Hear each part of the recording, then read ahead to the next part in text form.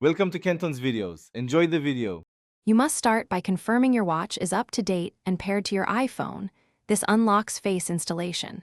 Once done, open the iPhone Watch app and go straight to Face Gallery. Make sure you are signed into the same Apple ID on both devices, otherwise Faces won't sync. Tap the search or scroll to find Nike Faces. These are gated to specific models, so begin here and don't skip the update step so the watch can accept the Nike Face. You'll see Nike Faces listed in the Face Gallery.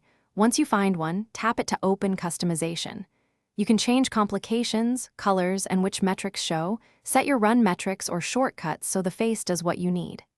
After customizing, press Add. The face pushes to your watch instantly.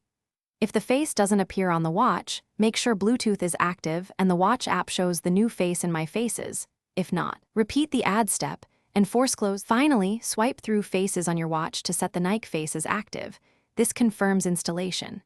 If you don't see it, restart the Apple Watch and iPhone, then reopen the Watch app and re-add the face. This refresh often resolves sync faults. Make sure Bluetooth and Wi-Fi are enabled to allow the transfer. If problems persist, unpair and repair the watch as a last resort. That fully refreshes the relationship and will restore the Nike Face if your model supports it. Thanks for watching. Consider subscribing if we helped you.